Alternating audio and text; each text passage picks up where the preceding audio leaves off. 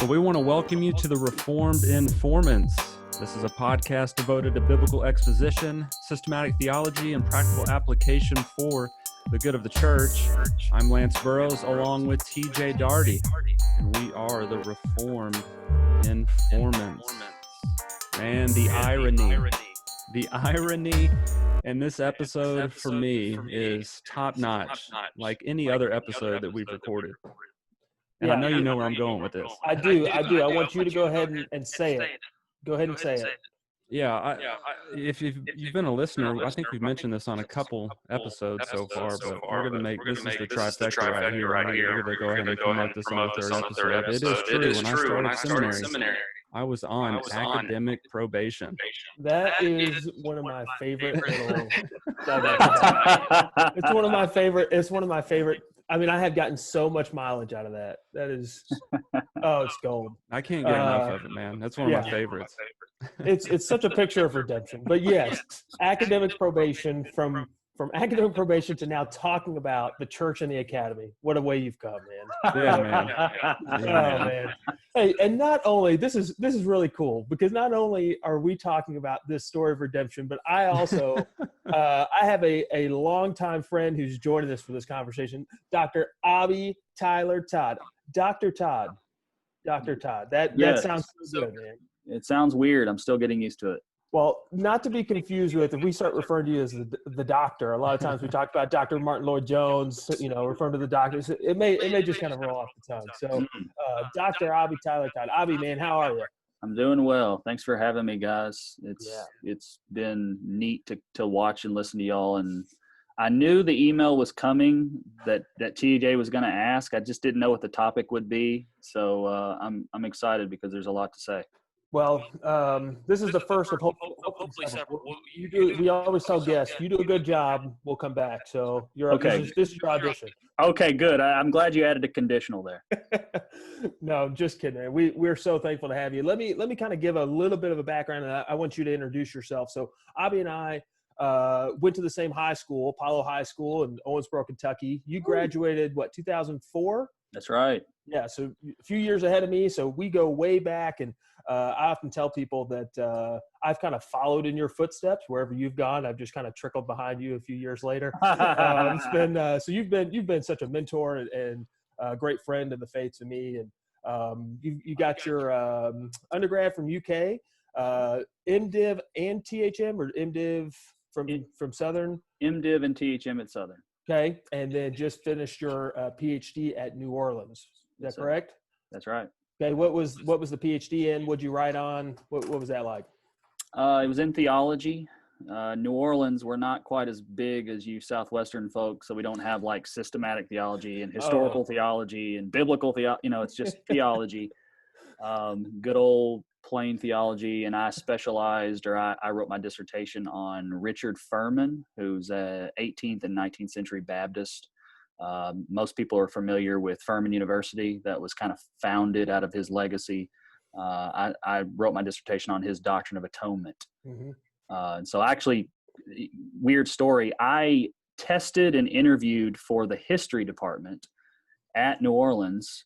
This kind of goes to a little bit of what we'll be talking about today, I think. And so I was admitted, I think, as a history student, and then the history chair called me into his office and said, hey, you can go the history route, but I just want you to know you're going to be the only person in the history department at New Orleans. That's right. I remember you told me. I was like, really? Yeah. He goes, well, it's just fine. You can do that. This guy's a history prof now. And he goes, but we're probably not going to throw as many classes your way. It might take you a little longer. And how about you just go history minor, and probably be better if you're looking for a job to go theology anyway.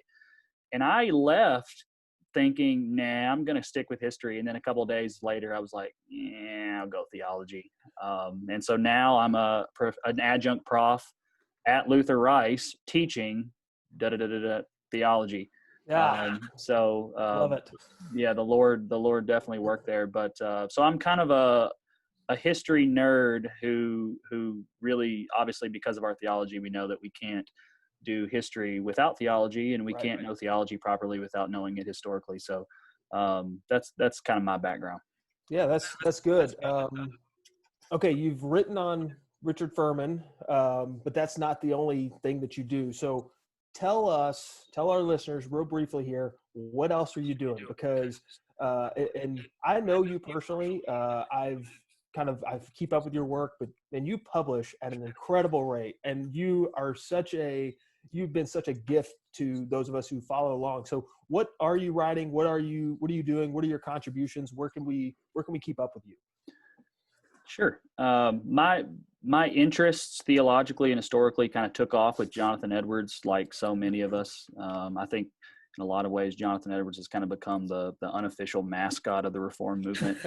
And so I dove into Edwards and started writing on him and publishing different articles at various journals, and then kind of dove into the Edwardsians and the New Divinity movement, and then kind of dove into Baptists, Edwardsians, and so I've just been published here and there at various journals on that, and contributed to various books just with chapters on Edwards. I'm sticking to early America. Recently, I've been writing on Baptist politics in the early Republic. I'm working on a book on that right now. I've finished 2 books that are currently with publishers. One is a book on the moral governmental theory of atonement. A lot of people are familiar with that. A lot of people aren't. It's a theory of atonement that was a Reformed doctrine of atonement that flourished in the 18th and 19th century, and very little, relatively speaking, has been written on it. And so I just kind of wanted to write or try to write the definitive book on that theory of atonement. Everybody from Edwards, his disciples, Furman, Mercer, Lemuel Haynes, Charles Finney. I mean, you could go down. There's everybody and anyone in American history, really, post-Puritan, was kind of dabbled in that theory. So that's with Whip and Stock Publishers or Cascade Books. And then I'm in the final stages of publishing a book on the Southern Baptist legacy of Jonathan Edwards with the Edwards Center at Yale University. And so that's kind of in its final stages. COVID has just thrown a loop into that. But those are some writing projects that I'm currently working on. Next month, I'm really looking forward. I'm writing an article in the Baptist History and Heritage Journal, and it's called the First Southern Baptist Convention in its Moral and Theological Context. And so I really want Southern Baptists to be able to take a hard look at what the first Southern Baptists thought about God and thought about anthropology and soteriology, those kinds of things. So that's coming out. So I've got my hands or got my irons in a few fires. But those are some things. I really, my passion is American religious history, and I'm not like there's analytic guys, there's systematic guys, there's biblical theology guys. I'm just a history guy. I don't claim to be any more than that, and I'm sure this conversation will expose that at various times. Man, it sounds like you aren't busy, so I don't know. You need to pick up the pace on some of this stuff. Well, I'm glad you mentioned that, Lance, because that was going to kind of be my next segue. If you're interested in keeping up with Obbie, he's on Facebook, he's on Instagram and Twitter at Obbie Tyler Todd. God, mouthful there. And you also have a blog on the Majesty's Men website, which we're affiliated with here with Reformed Informants. His blog there is called Vernacular, and so you can keep up with him there. But you don't just do those things. All the things that you just listed, that's not all you do. Of course, you're also a husband, you're also a dad, but you're also in pastoral ministry. So that's kind of going to be where we take this conversation, is this relationship between the academy, the work that you're doing there, and also your work in the church. So if you could, what do you do in ministry, and how do you view that relationship between the two? Are you primarily a scholar who also does ministry, or vice versa? Man, great question. I am a pastor theologian. I consider pastoral ministry to be the highest calling. Yeah. So when I make decisions about everything from how to structure my day to what gets priority professionally, it all comes back to my pastorate. Even with Luther Rice, Luther Rice came to me actually 2 years ago and asked if I wanted to teach. And, I put that decision in the elders' hands at Haynes Creek, and the elders were split 2-2. I I count as one. And so it was technically 3-2, and I could have done it. But I couldn't do it by conscience. I had two beloved brothers who were apt to teach, who fulfilled all the requirements of 1 Timothy 3 and Titus 1, who God had appointed to shepherd our church, who were saying, your teaching load at this point is not compatible with your shepherding of our church. And so I didn't. I waited a semester or a year. But the point being that my priority was to the church. I consider myself to be a shepherd. And so I pastor the church at Haynes Creek. We're a weird ecclesiological mess. We're about as autonomous. If Jonathan Lehman or Mark Dever were here right now, I would be scolded. But we're about as getting them on next.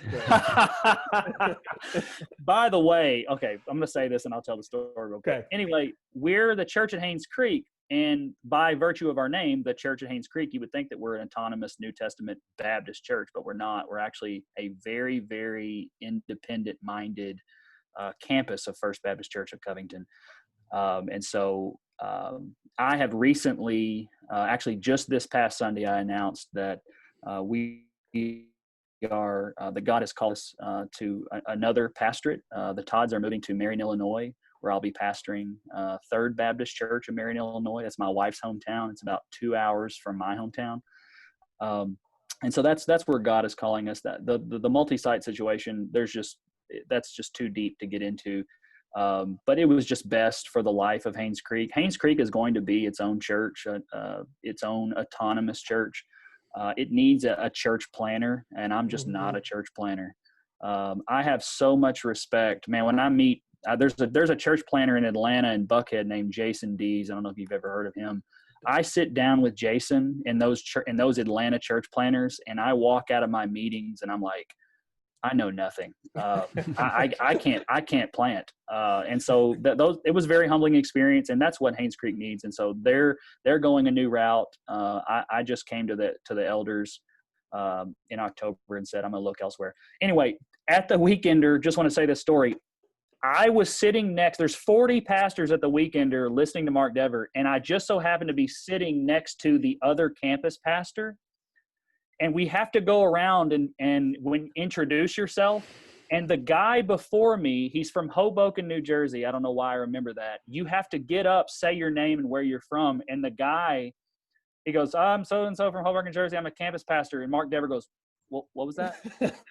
and he was like, I'm a campus pastor. And he goes, where's that in the Bible? And I was like, oh. And everybody goes, oh. And so this guy gets scolded by Mark Dever. And then it's my turn. And so I went, I'm Obbie Todd. I'm a pastor of the church of Haynes Creek, and I'm from Covington. Bye. So anyway, you passed an opportunity to get scolded by Mark Dever. Oh, I know. He actually remembers everyone's name frequently. By the time he's done, he has a little goal where he wants to remember everyone's name. So I didn't want him to remember me for the wrong reasons. That's fair. That's good. Gosh, there's so many things that we could talk about when we get to, so you mentioned the atonement. We haven't gotten to the atonement. We're building a systematic. Our listeners know this. As we get to the atonement, we may come back to you. When we get to the church and talking about autonomy and local church, we may come back. We got a lot of things to discuss in what you just said. Oh, yeah. Lance, where do we want to go talking about this episode? We've been walking through Christology. We wanted to take a break to have this conversation about the academy and the church. Kind of where do we want to take this conversation, Lance? Yeah, this is episode number 48, the church and the academy. And I guess at least to kind of get the ball rolling here with the meat of the episode, we want to identify biblically what the church is and what the academy is, at least in terms of defining those two. And then we're going to see how both of those are either harmonized or we don't need the two, or what does that look like together in partnership and in ministry. So yeah, the church in particular and the academy. the linkage between those two. Well, let's start then. Let's talk about the church real quick. How do we define the church? How do we define the academy? Kind of get some terms to start with. Obbie, you want to take a shot at that? Define the church. Wow. Speaking of Dever, the people of God, purchased by the blood of Christ, indwelled by the Spirit, who have placed their faith in Jesus for salvation and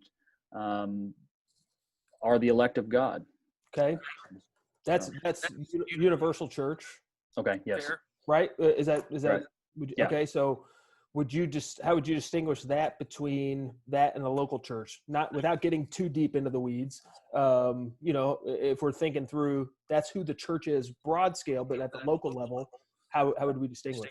Well, ecclesiologically, we would say a local assembly of believers who have gathered together, placed their faith in Christ, been baptized upon putting their faith in Jesus, who hear the word preached, submitted themselves under the authority of the church, and upon believing in Jesus and being baptized, partake of the Lord's Supper and the community of believers. Gosh. Lance, critique that. No, man, I don't. This is getting me hyped for our ecclesiology series that we'll start up here in about 2 weeks or 2 years rather. I was gonna say it's in 2022. Yeah, 2022. No, that's really helpful. That's really good, and I think I wouldn't adjust anything that you said. I think that's really it's important for us to understand what we mean when we say the church, right? It's the local gathering of believers. Yeah. Who gather together. Lance, we've had that conversation, right, about especially mid-COVID being together in one place and how we understand the church. But now let's talk real briefly then. What is the academy? Church, that's a biblical term. That's a New Testament. Like I can look at the New Testament reading Bible and I can see the church. What about the word academy? Where is that? What does that have to do with anything? Man, academy or Christian academy?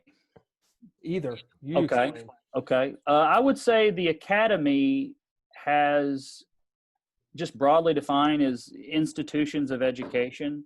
Okay. The academy itself, the idea going back to Greek history, in Western history, if we would go back and take it to take it back to the patristic area, medieval area, I think the academy, as we understand it today, has its basis in Christian thought. I think the word university, meaning universally under God, I think until the last 200 or 300 years, there was no concept of an academy that was not all under theology as the queen of the sciences. Mm-hmm. And so I would say that the academy is institutions of education, and Christian academy is institutions of education designed to edify the ministry of the church. Okay. So I think you just answered my next question. Lance, I'm going to let you answer this first. Give Obbie a second to think about this, how he wants to get hydrated over there in the meantime. So Obbie, you already kind of hinted at this, but what relationship do these two institutions, for lack of a better term, have between the academy and the church? Who serves who? What relationship do these two things have together? Yeah, I think on this episode, at least from here on out, I think we're going to try and argue and demonstrate that there is a connection. There's a linkage between the two. And I would start by at least discussing the idea of, even in the scriptures, you have people consistently being taught. You have people being instructed to learn and to memorize and to think deeply about the things of God in no casual way. And I would argue that the academy almost does that to some degree on steroids. I guess you could say. Obbie, how would you nuance that answer? Thinking deeply the things of God. I don't know, is that how you just said it? I love that. Loving God with our minds, Yeah. That's what the dean of Luther Rice told me at my interview when he took me out to lunch. He said we're going to try to help people love God with their minds, and I think that's something that we don't necessarily do as well in the church today. And that's really kind of goes back to the purpose of the academy. The academy is not supplanting the church, and it's not replacing the church. It's the academy, if it's worth its salt, should always conduct its business with the knowledge that if it achieves its goal, churches can and will be doing what it does to some degree.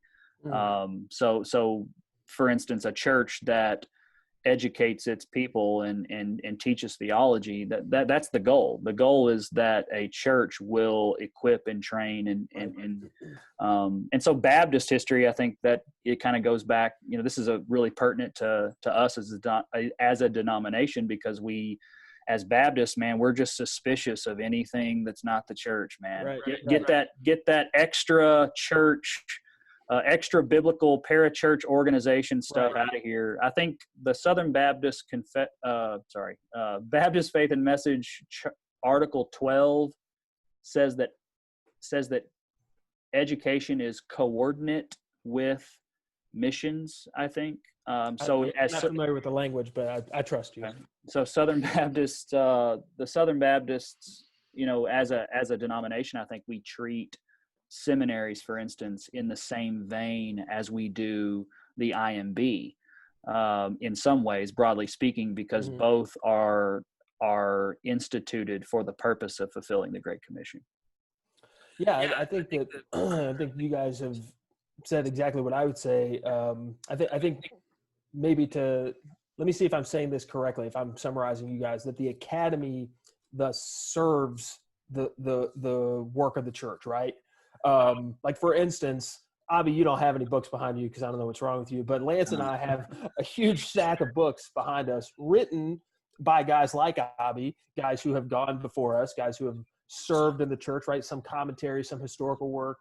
But those things are not written in order that they could sell books and make money and feed their families. Like, yeah, that's part of it, supposedly, but really those things are written so that pastors can then shepherd their people to be under the authority of the word being preached, and that the people of God can worship. And so the academy, then, it's a gift to the church to allow the people of God to benefit. Is that fair to say?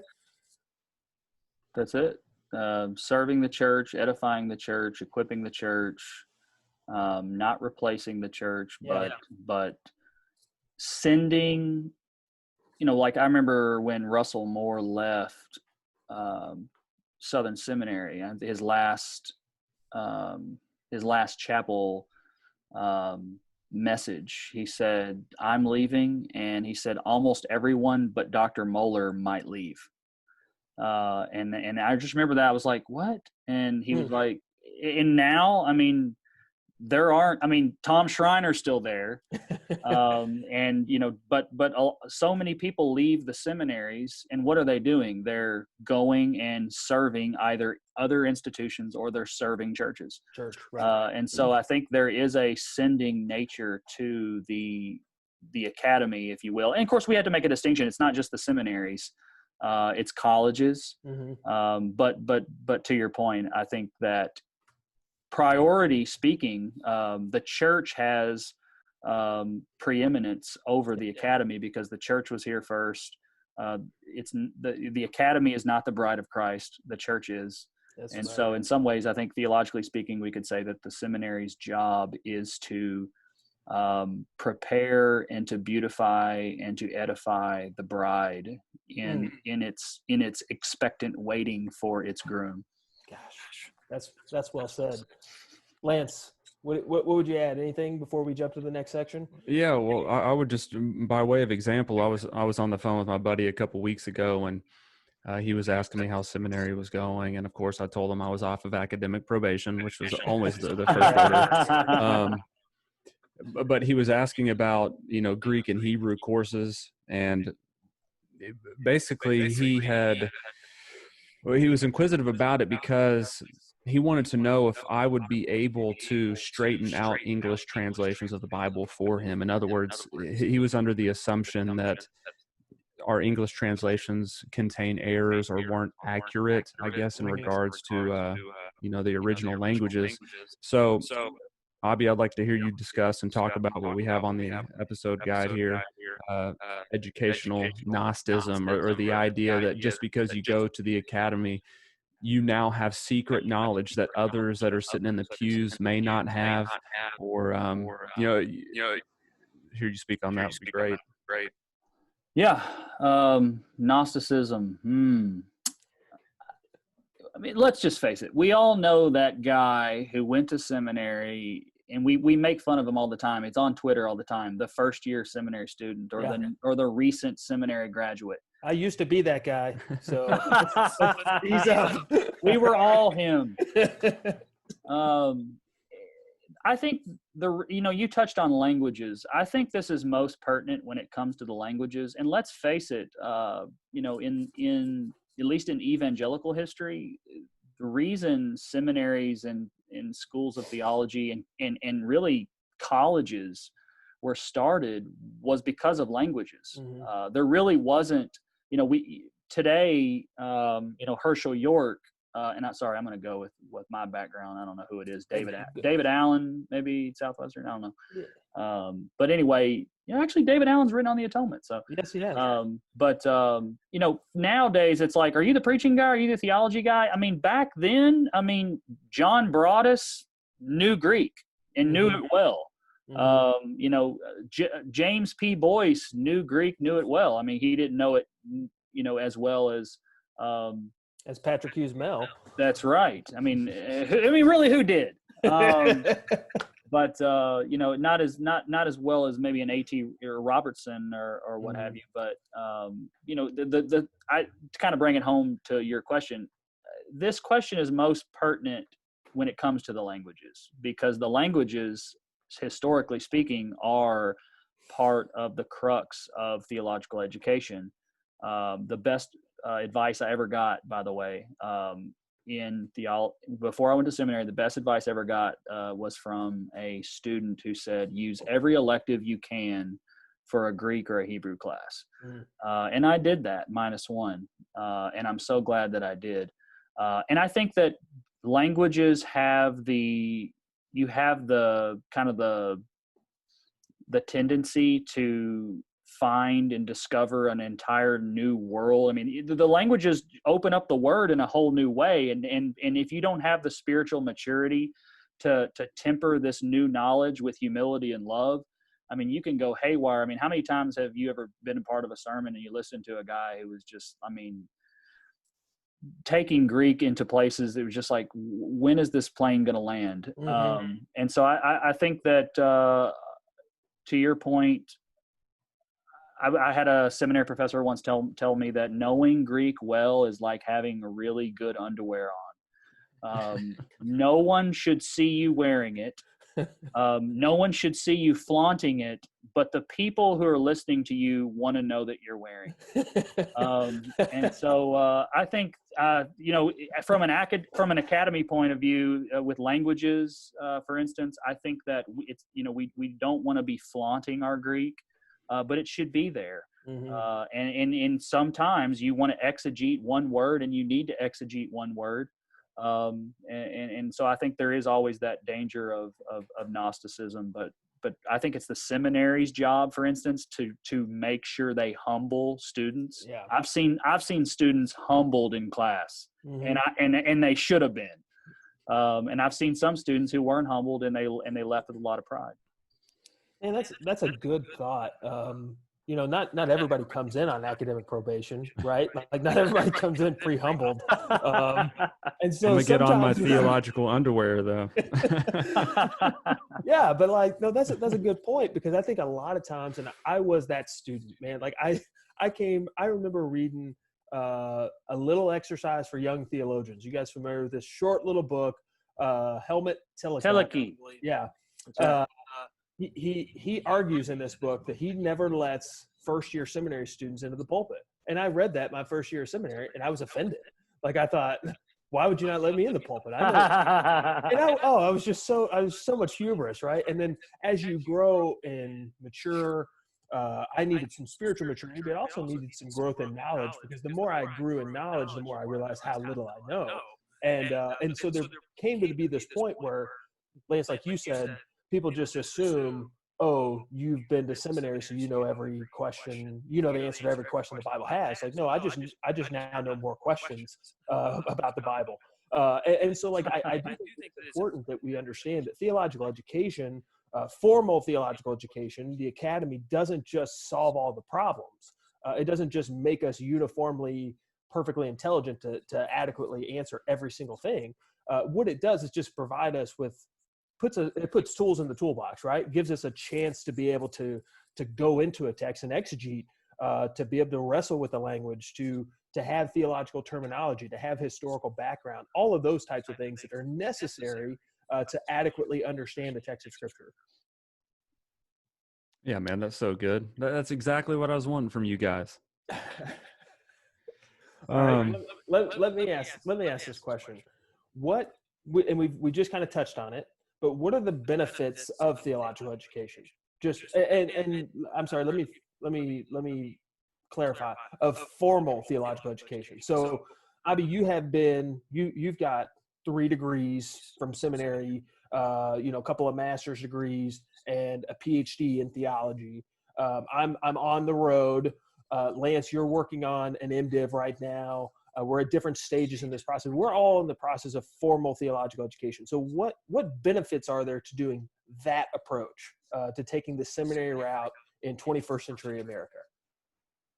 That's a great question. That is the question that every student who wants to go and pursue formal theological education should have that answered before they go. Mm-hmm. Or at least have the question posed. I had that question posed to me before I went to Southern. I went to a guy who served as kind of a theological mentor to me. He's the first one to tell me that other than my dad, who said, you need to think about going to seminary. And I was like, seminary? I'm not Catholic. I'm Protestant, John. And he was like, no, like go and learn about the word and stuff. And I was like, oh, really? Oh, that's right. That's a thing. And he goes, and I said, well, why would you go? He's like, well, he said, I remember him posing this question. He was like, you need to answer, are you doing this professionally? Do you want to be a pastor? Or are you just doing this to better equip yourself as someone who wants to teach and serve inside of the church? Mm-hmm. And I chewed on that. I don't think I really had an answer at that point. But for me, I would think that one of the best reasons to pursue formal theological education is because with all of the material today, especially as Southern Baptists, I mean, go to another denomination and see just how little curriculum people have and how great Southern Baptist curriculum is, for instance. But wherever, any resource you can get, go to a Lifeway, go online, get whatever commentary you want. We're in America. All this information in the marketplace is yours if you want it. There is no shortage of what I would like to call theological bricks. And what I mean by that is there are people at my church, not many, maybe 2, but there are 2 people at my church. I'm pretty sure they know more Old Testament facts than I do. They just do. One of them's an old lady. I'm not going to challenge her if she tells me that I'm wrong on my chronology. Right. And the other guy's his name's Willie. He was in prison. He's an elder. We have an elder that used to be in prison. And guess what he did in prison the whole time? He read the Bible. Willie used to be a drug dealer, and God changed his life. And the dude is just like a savant when it comes to Old Testament and New Testament facts. And he'll come up to me after and be like, hey, you might have gotten that year wrong. But here's the thing. They've got theological bricks And just because you have bricks, theology isn't like stacking up bricks onto a wall. And that's what I think a lot of people think formal theological education is. I want to be the guy with the most bricks and have the biggest wall. And that's not it. There are people in my church that have more bricks than I do, but they don't have the mortar or the foundation underneath to stack those bricks together and to make anything. And so I think formal theological education is one of those things where you're not there to just simply add ideas and information and be the guy who can win Jeopardy. Right. You're going to a theological institution. You're going to the academy to build a foundation so that you can actually do something with the information that you have. And it's not just like seminary. It's not like as if I went to Southern and Al Mohler just went ching ching ching ching ching and just put all this facts in my head. No, he gave me a worldview. He gave me a way of thinking, and then he sent me out. And so I think that's one of the first things to keep in mind for formal theological education. It's not about adding facts. It's about building a theological foundation so that when you leave seminary, you're expected to keep learning, but you've been given the hardware to know what to do with the learning that you continue in. That's I'd never heard that analogy. I really like that. That's I think that's really clear, because there's a lot of there's a temptation to stack bricks, and I definitely went to seminary thinking that I was just gonna like have a wheelbarrow full of bricks. It's like that's what you do, TJ. You do, because you have more bricks than I do. I know you do. Well, I have more books behind me than you do. But I do think that that's important to think about in terms of the value of theological education, especially for those in ministry. Right. So, Lance, anything you want to add before I want to play devil's advocate first? No, keep going. You're good. Okay. Keep going. Well, I'm gonna come to you, Lance, because and of course, Obbie, I want your input on this as well. But Lance, I want to ask you this question because you just recently started your journey in formal theological education, albeit on academic probation. I'm sorry. I'm sorry. It never gets old, man. It never gets old. But you just recently started that journey. But prior to beginning this MDiv program, which you're a year in at this point? A year in. Okay, so you've got a year in, but I would argue, just like Obbie just said, like I think you have more bricks than I do. You spent 10 years teaching systematic theology to students as a high school teacher, but then also serving in the church, right? Like you're serving and ministering. So you didn't have formal theological education, and yet you still had a foundation. You had some of the mortar. You had you had a lot of bricks. So I'm looking at your example and perspective, and then I'm thinking biblically, like Paul didn't go to seminary, Peter didn't have his PhD, and these guys are serving the church. So playing devil's advocate on the other side, is it absolutely necessary to go the theological education route, the formal theological education route? Well, I think there's a connection that you guys have already made between the church and the academy. The last 10 years that I've spent teaching, or at least the last dozen or so as a believer and attending Countryside Bible Church, the local church has equipped me to a degree where it, I mean, you could probably say from the pulpit and in our Sunday school classes, in our Men of the Word Bible studies, that we are getting the Word of God, even from the angle and vantage point of the academy. I would say the local church that we've discussed and we've talked about in terms of the academy ultimately coming back there, it's for the equipping of the church and the saints and whatnot. Countryside Bible Church, where I've been for over a decade now, is doing that. So I would say that's not normal, by the way. Let me just say, if you're a listener and you're going, well, where do I find one of those? Good luck, right? Like that's not normal. That's not typical. So I would say that I was getting, some sort of academic seminary training as just a member of my local church here in South Lake, Texas. So I had some sort of a jump start going into, TMS. And I do not think that is the norm for most people across the states right now, getting that from the pulpit every week. So in that regard, if that is the teaching that you are getting week in and week out, and seminary wasn't an option, and seminary wasn't available to you, at least from our pulpit, you would be fine academically. Okay, let me. I want to ask Obbie that same question, but let me pick your brain one more time on this. From where you were for the past dozen years, sitting under the pulpit ministry of Tom Pennington, the elders that had served, and I was at Countryside for a bit of time. That's how you and I met. I know the quality of biblical content you were getting there. But from that last 12 years to your past year at the Master's Seminary, working through your first year of MDiv, like have you seen any difference between those two?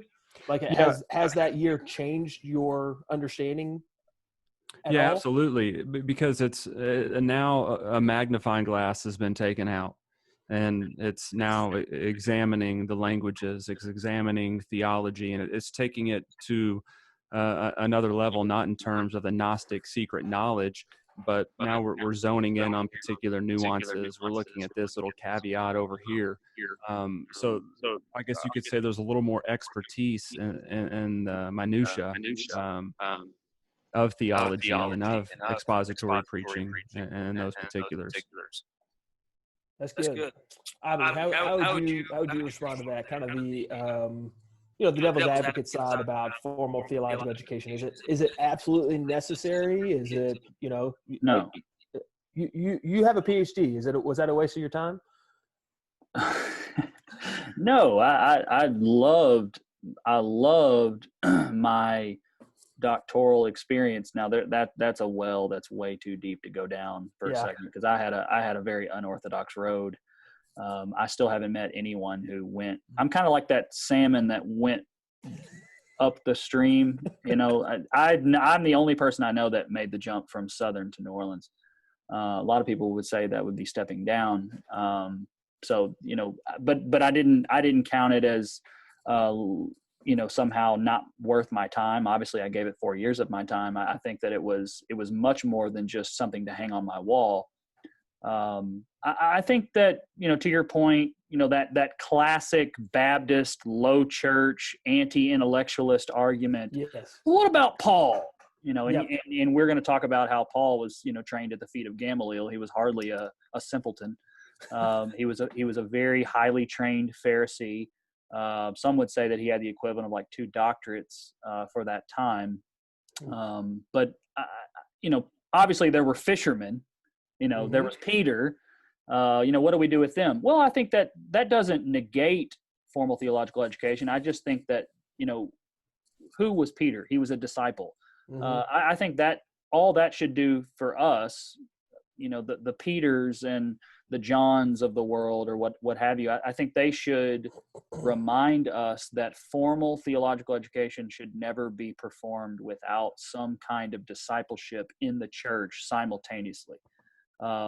That to me is, we joke about young, reformed, and restless all the time because it's funny and the stereotypes are so close to the truth that it's just, it's great. And all of us, I think, are a part of that movement, or at least us 3. But young, reformed, and restless is funny when it's guys who are a little quick-tempered and have a really high view of God in our median church, and we just can't tone down our doctrine of sovereignty. But it's not funny when it looks like a young kid who's not being discipled by anybody, who goes off to seminary, and then he's just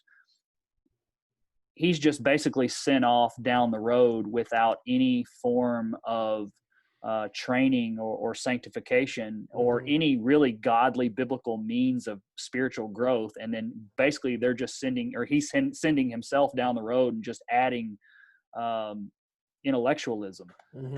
So I think that's when I think the Bible doesn't negate formal theological education. I think it just renews that commitment that churches should, just as the academy is serving the church, churches should have a responsibility to send their young men and women we won't go down that road, but they should to send their persons with good faith and send them like they're sending Lance. That's good. Lance, any comments on that? Women can go to seminaries. I didn't mean. Yeah, we'll edit that out. We might. Yeah, cut. Oh, me. John Yeah. Piper's going to kill me on that one. Yeah, I guess on that to that same point, not the women point, but yeah, I was this week I was reading a biography on R.L. Dabney, and he was there's a chapter that talks about his vantage point and his perspective, and correct me if I'm wrong on this, but he was more concerned about an intellectual ascent and intelligence, and in terms of there was almost a disconnect in between training men for the church as opposed to just intellectually feeding their minds, which isn't necessarily bad. But as you said, that both the academy and the church are there maybe for one another. It seems as if, at least as far as I am in the bio here, that Dabney was more focused on this intellectual aspect as opposed to connecting it directly to ministry and church life in the local church. Old Dabney, man. Who are you reading? Is it just his? Is it his works? Or are you reading? Is this Sean Michael Lucas? I can't remember who wrote the bio. Okay. Yeah. By the way, Dabney, one of the sharpest critics of Edwards in the 19th century. Really? Well, was he Stonewall Jackson's Yes. led a remarkable life. He actually, and I interact a lot with Dabney in my book on the Southern Baptist legacy of Jonathan Edwards. Fascinating figure. I would say that too. And to piggyback on that, I'm not going to make a remark on Dabney. I think he little too Westminsterian for my taste. Yes. I mean, the Westminster is a pristine document. It's fantastic. Yes. Let's just not treat it like it's, like it's God breathed. Which was almost like you said what he did, because he basically said, if you need to amend the Westminster, you need to amend the Bible. Yeah, that's where I didn't. And of course, he hated Edwards because Edwards was, Edwards catechized his children on Tuesday nights, I think, on the Westminster. But Edwards was, he was a loose constructionist, if we might say.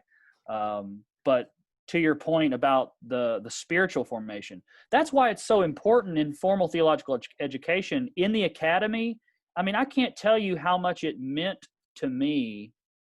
And this is a danger for online education now.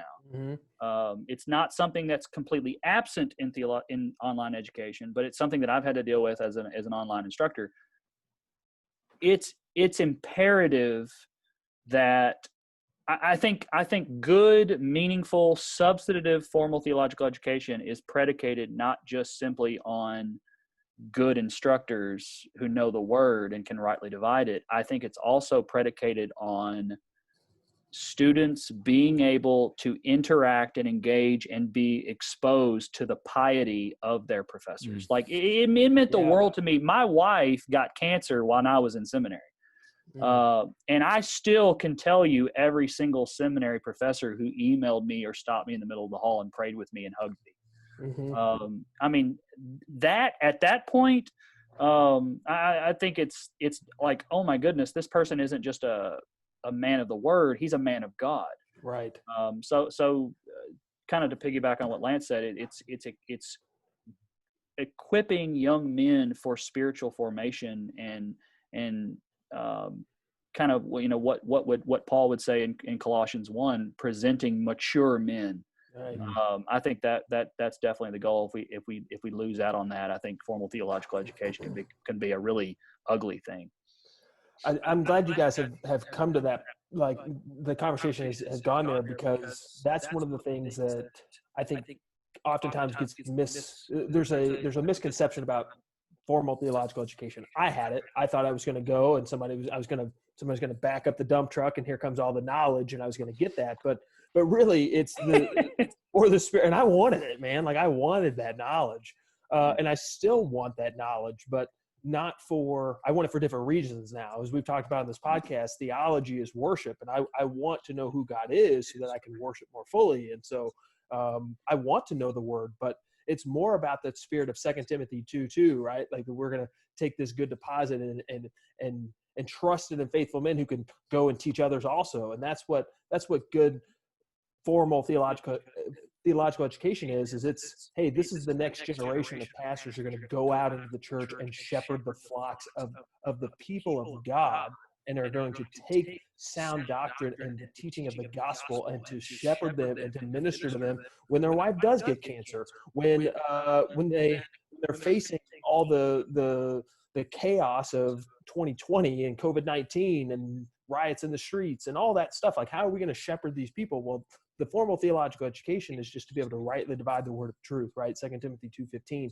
so that we can then turn around and shepherd those people. And so that's really the aim. And that's why I think it goes both ways. The church needs to be there to disciple these young students who are getting this education, but then the point of the education is to turn around and go and serve at the local church level. Amen. I'll add something to that. When I came down to Louisiana, I came down from maybe like Moses coming down from the mountain. My face was shining with the light of Molar City. It was like people. So I had these young Reformed kids. If most people in Southern Louisiana are Armenians, you got Roman Catholicism, hardcore meets Baptist. And most people just aren't down with Reformed theology. Well, then here comes Mr. Calvinist, and I've got like the scarlet letter S on my chest when I walk into New Orleans. And like, it's Southern, it's like, oh, I think so-and-so is not Reformed. Really? Why is he here?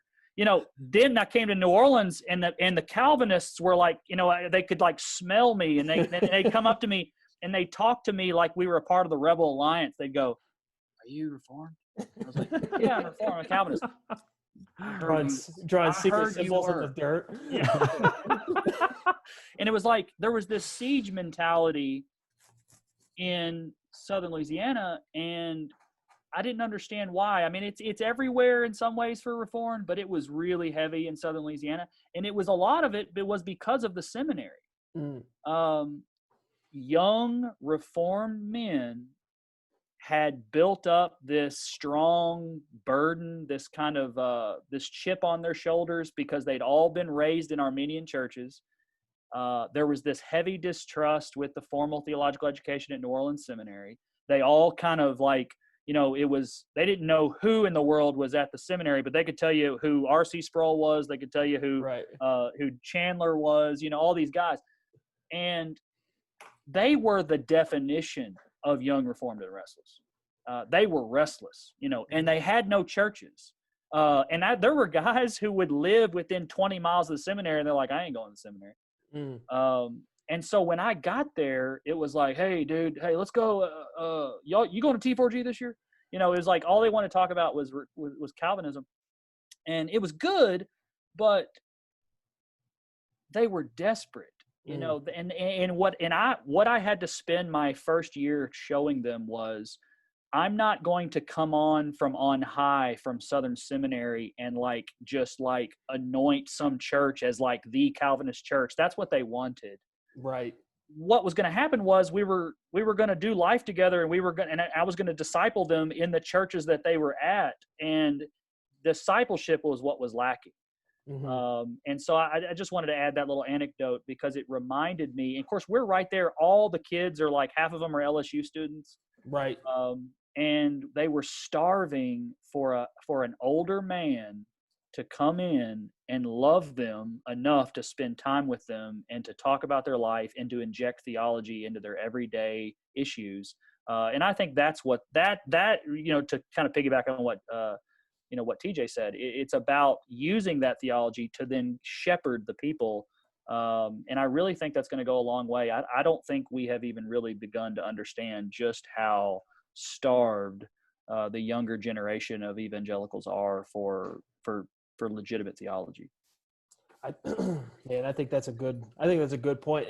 And really, I think that's I want to take that and kind of segue into the final phase of this conversation. And that is thinking through this. So we've kind of talked about this a little bit more from a little bit from our perspective, right? Like from the ministerial side and thinking through what is the value of education, but now Probation let's put ourselves right, post probation. You're out of it. So now I want to ask this question just from the standpoint of a person, of an individual who's a churchgoer, and they are faithful members at a local church, or perhaps they're considering, maybe they just moved to a place. How do they understand and think through what level of education is necessary for their pastor? So maybe not everybody is at Third Baptist Church in Marion, Illinois, with a PhD as a pastor, right? Like not everybody has that. What level of education should we expect? Do we have an expectation for pastors? How do we, if I'm choosing a church, does that matter? Let's talk through some of those questions, maybe from a layperson's perspective. Do you guys, when you guys, like prior to being in ministry, when you looked at a church, did you pay attention to the academic credentials of the pastor? If you were going to go, when you were in school, did you go look for a place that had a pastor that had a certain level of academic education? Well, when I was at University of Kentucky, I mean, you and I both know that just wasn't a question I would be asking. Right. Me neither. And we'll leave it at that. But I think that in seminary in Louisville, I became a part of a church, and I think I was asking more questions about, I think I was trying to get the gist of what they believed, and I think that was kind of implied just because it was the Southern bubble. But I think it's important. I mean, not a lot of people, we don't often talk about this. Maybe we do. I just don't know. We don't often talk about this, but you can tell a lot by where somebody went to school. Mm-hmm.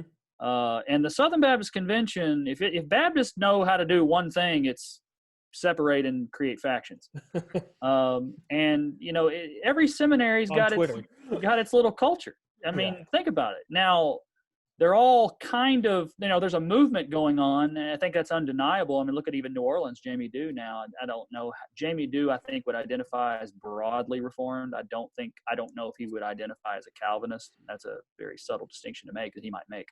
And I'm not sure that Adam Greenway is a Calvinist. I'm not sure either, actually. But I think there's a reason for that. I think he's just kind to Calvinists in a way that Paige Patterson wasn't. Okay, we're going to delete that one. But I think the point being, though, there's a culture to every seminary. Good or bad, people coming out of Southern try to be Al Mohler.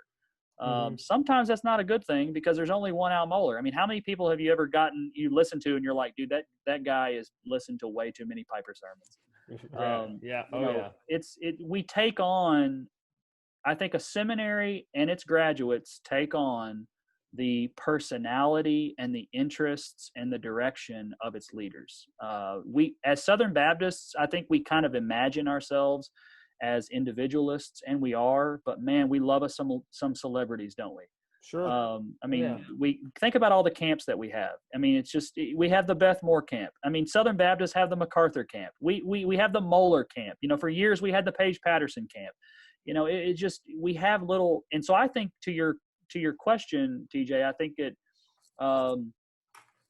I would have no problem going to a church where a guy went to Southwestern in the 80s. That's fine. I know some very godly men who love Paige Patterson. It's not I'm sorry, maybe I need to get off the Paige Patterson thing, but my point is, I got nothing against Paige Patterson. Now, obviously there's some things that, he had to reckon with. My point, though, is that when I'm asking questions about where to go to a church, I would assume that that two guys could go to two different seminaries and still know what justification is. My interest when it comes to where they're from and where they're educated is, where do their interests lie? When they say practical ministry, if I had a dime for every time I went to some country preacher and he was like, I don't know about all that theology stuff, man, but I'm about practical everyday ministry. I'm like, okay, I know what you're thinking. Right. Now, if I go up to another guy and he's like, yeah, I just want to shepherd the flock in everyday ministry, I'm like, okay, that guy means something different. Mm-hmm. So I think I'm looking when someone's trained, I think that we have to understand that people don't just leave seminary with facts and with theology. They also leave with an ethos. And that ethos kind of can carry with someone for the rest of their ministry and their life. That's a good observation, Lance. What would you say? Does that matter? Does that play into? So you've been at Countryside for a long time. Did you go there because Pennington had his MDiv from Masters? Because he came from MacArthur's church? Like what is that stuff? How does that play into? Yeah, it was that association that ultimately got me to Countryside. I remember someone from Countryside told my brother, and then my brother told me that MacArthur was speaking at Countryside next month. And I'm like, whoa, what's going on here? What? And, wow. So then that next weekend I went to Countryside, and Pennington was working through the book of Ephesians. He was in chapter 6, and I never went anywhere else after that sermon. I mean, it was exactly, what I was looking for, and things that I had seen or read or, watched on YouTube, or, that I had read about in books, whatnot, in terms of Reformed theology and expository preaching. But immediately, when I sat in that pew and heard that type of preaching, I knew that's exactly where I needed to be. So, yeah, I mean, I agree with Obbie when he's talking about, there is a culture that, that comes with the seminary, and you sometimes will see people bring that culture into the pulpit. But I'm concerned is whether or not they're preaching the Word of God. Quick story, my buddy Wally, TJ, you and I were talking about him before we started recording this episode. He doesn't have any formal theological training. However, he's been a faithful youth pastor and associate pastor at this little Methodist church in Justin, a Reform guy, and he consistently rightly divides the word of truth. So I would say, generally speaking, pastors have that theological training, but there are some that are, outside of that particular circle that are being faithful day in and day out, week in and week out. And Wally would be one of those guys. Yeah, I think that's a good reminder. Lance, we were kind of talking about this a little bit before. You'll appreciate this. Mel, the guy I'm studying, he didn't get formal theological education. He went to Amherst for a year and a half, and then bailed and just self-educated. Read a bunch of stuff himself, and he became one of the most prominent and significant Southern Baptist pastors and leaders in the 19th century in the South. Very significant, very, very effective minister, very effective preacher by all accounts. But no extended formal theological education. The other side is true as well. I have sat under men who have all kinds of letters after their name who can't preach their way out of a brown paper sack, right? Like they just because you have all the education in the world doesn't mean you can rightly divide the word, doesn't mean that you can shepherd the flock, doesn't mean that your philosophy of ministry is as biblical as we would like for it to be, right? So you can have guys that have great education, that even have all the great accolades academically, or could be, you guys know this, they're guys who are tremendous authors, tremendous writers, tremendous academic scholars who just struggle in pastoral ministry because that's not their calling. So I would say, just generally speaking, I tend to pay attention to where guys are from. I tend to pay attention for exactly what you mentioned, Obbie. I tend to pay attention to what level of education they have. I think that tells me a little bit about something, but I don't let that be the define. Like, I don't make up my mind based on the paper, right? Based on what the website says. I want to see them in ministry. I want to see how they love their people. I want to see how they preach. Are they expository preachers that expose the meaning of the text week in and week out? That's kind of what we're looking for when we think about the church. And so all that to say, theological education is tremendously helpful, but it's not defining when it comes to pastoral ministry. Amen. Yeah. What would you add? Well, Furman is the same story. He has no formal theological Didn't know education. that. Isaac Backus. I mean, it's just that is just Baptist, man. I mean, that's just, Isaac Backus. He even had a little bit of suspicion about Baptist associations. I mean, we could go on and on about mission societies, Sunday school. I mean, Baptists. If it ain't the church, Baptists are like, I don't know. Formal theological education is no different. In looking for a pastor, I'm with you. I think degrees do matter, and that's really cool, Lance, about your Reformed Methodist friend. That's like that's like a unicorn. You found one. And I don't know if he exists. I'm going to take your word for it.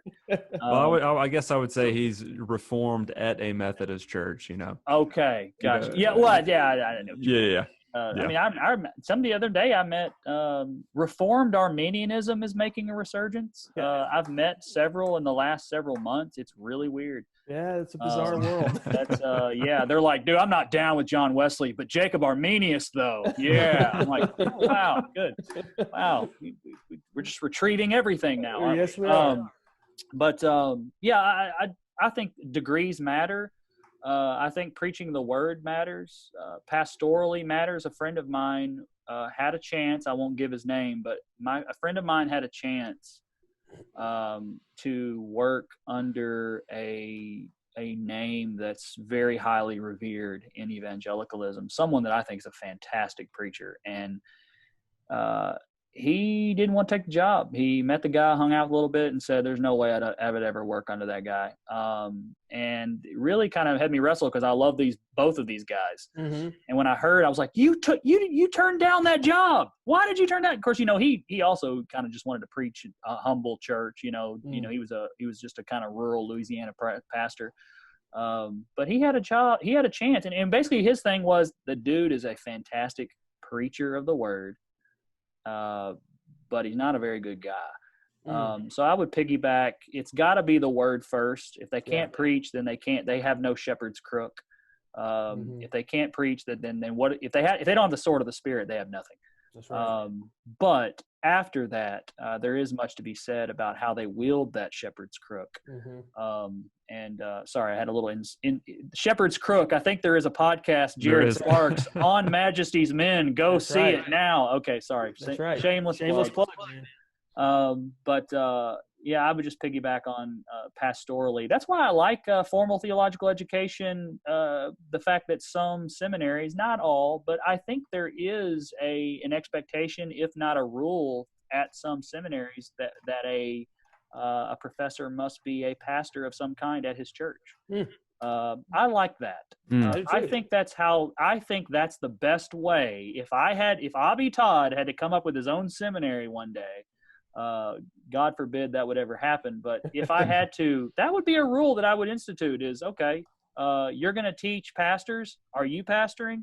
And of course, and we all know that in seminary towns where there's a high degree of intellectualism and there's some really good ecclesiology going on, sometimes they can create, positions for professors. Like, I've seen some weird ones like, associate pastor of expository preaching every third Sunday or something like that. There are positions like that. But I just wanted to kind of interject that point because I really do think that a teacher of the word and a theology professor or whatever, a text critic, I think it goes a long way to know that the man that you're sitting under in the classroom is pastoring a congregation. Yeah, that's good. Yeah, well, as we bring every episode to a close, Obbie, we have what's called the Reformed Informants Initiative, and basically it's a little 30-second takeaway that we want to give our listeners from this episode, something practical, one thing they can take away, one thought, one thing they can implement in their own life, basically an application to this episode. So we normally go around and we'll give an initiative. I'll start us and I'll be quick. There's hope for those who are on academic probation. You can get off of academic probation. You really can. They will let you off of it if your GPA is high enough. And I've been academic probation free now for about 8 months, and I'm living the high life right now. Never going back, are you? Never going back. Man, That's so good, man. I love to read about that, but in all seriousness, that is a really cool story. Just about where you were in your life then, and what God's done with you, what He's redeemed that into now. That's so cool. That's good. Yeah, my initiative, kind of my takeaway, the thing that I kind of keep coming back to is just the gift that the academy is to the church. Each and every week, I prepare to preach a sermon, walking verse by verse through Philippians, and I'm so thankful for the men who serve the church through the academy, because they've done incredible work for us as pastors, and I'm thankful for the academy. But the academy is no substitute for the church, and so just having that right perspective and that right balance, that right understanding is so good, so important. What do you got, man? What can we take away? I think that my experience in seminary should encourage everyone, because when I went to Southern Seminary is the first time when I went to Southern Seminary to visit for the first time is when I found out that it stood for Southern Baptist Seminary. And I went, oh, these are Baptists. Oh, I didn't know that. And I lived 2 hours away. Right. And I remember writing down words in class. I remember writing down the word eschatology, and I thought, I'm not, this is not a joke. This is not a punchline. I thought it had something to do with escalators. I don't know why. I didn't have any Greek, Lance. I didn't have any Greek, so how would I have known that? And I remember writing down Kevin DeYoung and Mark Dever in the same. I had 2 pads of paper. I didn't even have a computer. And I had one for my class notes, and then I had one for terminology, and that book was filled. And I just wanted to say that because I empathize with people that think when they hear the word theology and they hear the word seminary, they think of high-minded intellectualists that use big words and that lose people. And that was me. I had to learn the language while I was learning the theology. I didn't even know what ecclesiology was. I remember I was in Greg Allison's Systematic 3 class, and I wrote down the word Christology because I thought it had, and I was spelling it Crysto. I thought it had to do with crystals. And we laugh, but I was the opposite of Lance. I had no theological training at all. And so people sometimes go, well, Obbie, he rates this or whatever, he went to here. I didn't have a clue. I had to start from the beginning. And that's what formal theological education should be. I was afraid I wasn't going to get accepted to Southern Seminary. I went to the University of Kentucky and I got out with like a 2.6. Hey, easy. Oh, dude, I know. I'm sorry. I was a bad Don't get on my level. Yeah. So I wanted to say that, and then the other thing I wanted to say is, it's not about. It's not about, I consider the MDiv. I have 4 degrees now. I mean, my MDiv was the hardest degree I ever worked for. MDiv was twice as hard as the PhD to me. Wow. It was harder than the THM. It was certainly harder than my bachelor's. University of Kentucky was hard because I was basically a failed pre-dental student. We could go ahead and that laugh was the later. case, but I didn't ask. Yeah.